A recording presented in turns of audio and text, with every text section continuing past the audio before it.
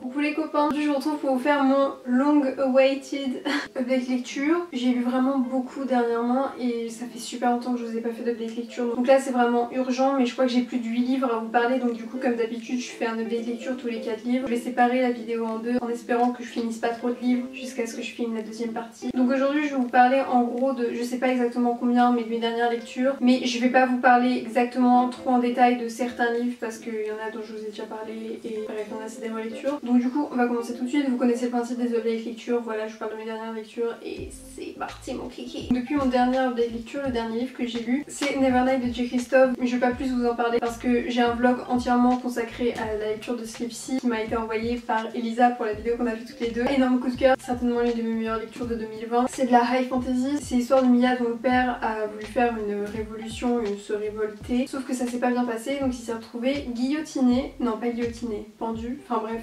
tué, et Mia l'a regardé mourir. Donc toute sa famille a été assassinée quasi en face d'elle et donc depuis ce temps-là, donc depuis ses 6 ou 10 ans, elle a été recueillie par un vieil homme qui va la former pour qu'elle puisse rentrer dans l'école d'assassins la plus prestigieuse, la Red Church, pour qu'elle puisse se venger du crime contre sa famille et ses parents, etc. Je crois que l'un de mes éléments préférés dans ce livre c'est que c'est une Darkin. Je sais pas comment expliquer mais en gros elle a des pouvoirs magiques qui fait qu'elle contrôle les ombres et qu'elle peut se transformer en ombre, enfin bref elle a un pouvoir sur les ombres et elle est suivie en permanence de Mr. Kindly qui est un chat en ombre qui est en gros sa propre ombre. Mr. Kindly, meilleur personnage ever, je l'aime fort fort fort. Donc voilà, il a malheureusement pas encore été traduit mais je vous le conseille quand même énormément si jamais vous sentez de le lire. D'ailleurs j'ai pris la bonne résolution maintenant de dire si les livres étaient traduits ou pas. Dans mes vidéos je parle de livres en anglais parce que je parle quasiment plus que de livres en anglais maintenant, donc ce serait pas mal que je dise s'ils sont traduits ou pas. Donc voilà. Donc du coup ensuite après Nevernight, je m'étais lancée dans toute ma relecture de Chattermy parce qu'il y a le tome 6 que j'attendais de recevoir qui venait juste de sortir. Du coup j'en ai aussi profité pour lire en ebook toutes les nouvelles que j'avais jamais lues. En gros il y a 4 nouvelles, il y en a une sous le point de vue de Warner, une sous le point de vue d'Adam et 2 sous le point de vue de Kenji. Il y en a une entre chaque tome, à part entre le tome 3 et 4. Je les ai toutes lues en ebook et j'ai fait ma relecture en audio du tome 1, 2, 4 et 5, pas 3 parce que ça aurait été trop long vu que je m'en souvenais exactement et tout. En gros les nouvelles, celles sous le point de vue de Warner, bah, ça s'est très bien passé, je trouvais ça un peu bizarre mais c'était bien, enfin en fait les nouvelles ça allait, c'était pas oufissime, c'est juste la dernière sous le point de vue de Kenji, même la première sous le point de vue de Kenji était un peu bizarre, je le reconnaissais pas vraiment dans son point de vue etc. Reveal Me je crois que c'est la 5.5, oui c'est ça, j'ai vraiment pas aimé du tout, on reconnaît pas du tout Kenji, on comprend pas du tout ce qui se passe. Ouais j'ai pas aimé la façon dont Kenji était retranscrit, écrit, enfin je trouvais qu'on le reconnaissait pas du tout donc c'était un peu bizarre. Entre temps où j'avais plus de livres à lire à ce moment là, j'ai pioché dans ma pile à lire, j'avais trop envie d'un contemporain hyper fluffy et tout, mais le seul contemporain que j'avais dans ma pile à lire c'était The Perks of Being a Wallflower. En ce moment j'essaye de faire un accent anglais pour un peu prendre de la confiance en moi mais c'est horrible, je supporte vraiment pas. En français ça a été traduit par Le Monde de Charlie de Stephen Chbosky. Il a été adapté en film, le film je l'ai jamais vu et ce serait vraiment bien que je le voie parce qu'il a d'énormément bons avis ce film. Donc j'avais ce livre dans ma pile à lire depuis l'été 2018. Who Knows Why, je l'avais toujours pas lu mais là du coup je l'ai vraiment pris parce que j'avais rien d'autre à lire et que c'était vraiment le seul contemporain que j'avais. J'ai vraiment bien fait parce que j'ai vraiment énormément aimé, j'ai mis 5 étoiles. C'est un livre qui je pense est un vraiment classique de la littérature young adulte. Si vous savez pas, même ce qui m'étonne énormément, on suit Charlie qui écrit des lettres à, on sait pas trop qui en fait, à un ami mais on sait pas vraiment qui c'est. On lit les lettres de Charlie qui racontent un petit peu sa vie et donc il rentre en freshman year, donc c'est en 3ème il me semble, mais en gros c'est la première année de lycée aux États-Unis mais c'est 3ème pour nous. Il est un peu vu comme un weirdo, genre comme un bizarre quoi, et on le suit dans ses aventures dans l'adolescence, à se faire des amis etc. Et Charlie il est tellement innocent, tu peux pas ne pas l'aimer, il est incroyable. J'étais un peu perdue dans son état psychologique parce qu'on voit bien qu'il est pas comme les autres, qu'il a vécu un trauma etc. On comprend pas vraiment avant la fin et disons que je voulais un fluffy contemporain, c'était pas vraiment hyper light mais je suis quand même hyper contente de l'avoir lu et je pense que c'était au final vraiment ce dont j'avais besoin. Si jamais vous avez un bon site de streaming en anglais ça m'intéresse énormément pour que je le trouve parce que je le trouve pas en streaming en anglais, ça m'agace et que je veux voir le film. Je sais pas, c'est un livre qui est plein de bon sens pur, j'ai pas d'autre mot que pur. Ça m'a beaucoup fait remettre en question des livres que je lisais, genre des livres de 2010 etc.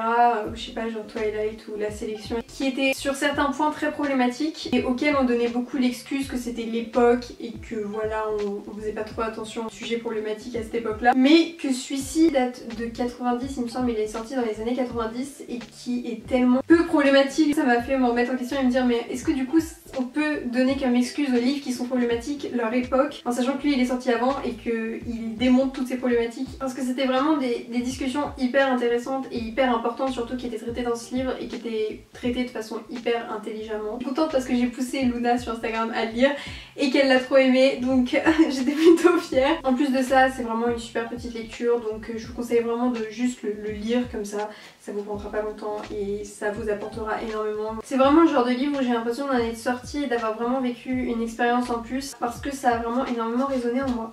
Donc du coup, voilà pour celui-ci. En fait, j'ai pris plein de notes sur ma relecture de Chattermy et sur les nouvelles, mais je vous les lis même pas, c'est trop triste, désolée. Donc ensuite, j'avais toujours pas reçu mes commandes, j'avais toujours rien à lire et donc du coup, j'ai demandé à ma grand-mère de me prêter La vérité sur l'affaire Harry Kébert de Joël Dicker. Donc celui-ci, je voulais pas lire en particulier, mais j'avais envie de me lancer un peu dans les thrillers, mystery, et ça c'est plus un policier, mais j'avais l'impression que c'était un peu dans la même veine, donc voilà, de toute façon comme j'étais désespérée, j'aurais pris n'importe quoi. Enfin au final j'ai une pile à lire, mais j'avais juste pas envie de lire les livres de ma pile à lire, je sais pas pourquoi je me recoupe ma vie. Et il faut que je lui rende et que je me l'achète en poche. Dans celui-ci on suit un jeune écrivain qui a le syndrome de la page blanche, donc qui vient de sortir son premier roman qui a eu un énorme succès et qui donc a un contrat pour écrire d'autres romans avec son éditeur. Sauf que il est incapable d'écrire quoi que ce soit et donc il va reprendre contact avec un de ses profs de l'université avec qui il s'entendait très bien et qui l'a aidé beaucoup à écrire ce premier roman pour qu'il l'aide. Sauf que ce prof d'université se retrouve chargé pour meurtre parce qu'on a redécouvert les ossements d'une jeune fille qui avait disparu dans les années 70 au fond de son jardin. Il va se lancer dans une énorme enquête pour innocenter Harry Kébert et découvrir qui a tué Nola Kellergan. Donc c'est une petite énigme sur ça, c'est vraiment, vous savez, les séries qui passent sur France Télévisions là que nos mamies et nos mamans elles adorent, genre Hercule Poirot, et ma mère elle adore, comment ça s'appelle,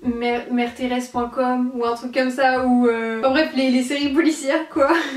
Et franchement c'était sympa. En fait j'ai vraiment eu le sentiment, comme ce qu'on nous dit énormément au lycée par rapport aux dissertations, ce qui compte le plus dans les dissertations c'est l'introduction et la conclusion, et après le développement c'est surtout du blabla. J'avais l'impression que c'était un peu ça en fait, c'était une super bonne introduction, une super bonne conclusion, mais tout le milieu c'était pas forcément nécessaire, ça aurait pu être raccourci. Ce qui m'a un peu épuisée au bout d'un moment de trouver qui était le tueur et qu'en fait non c'était pas le tueur, et c'était ça genre, mais jusqu'à la toute fin de dire c'est bon on a enfin trouvé qui est le tueur, et en fait non c'est toujours pas lui. Épuisant au bout d'un moment d'être oui non oui non oui non. Au bout d'un moment tu fais ça deux fois, mais est-ce que tu peux vraiment nous trouver le tueur, parce que en fait ça se répétait trop. Il y a aussi beaucoup d'humour et l'humour était aussi pas trop mal, j'avoue que ouais j'aime bien l'humour de Joël Dicker, c'était sympa dans ce livre là. Quelques trucs qui m'ont un peu dérangé, je sais qu'il y a eu du slut shaming à plusieurs reprises. Il me semble que j'ai mis 3 étoiles sur Goodreads. Pour moi 3 étoiles c'est une bonne lecture, c'était pas un coup de cœur mais j'ai passé un bon moment pendant ma lecture et je suis contente de l'avoir lu. Puis maintenant on passe au fameux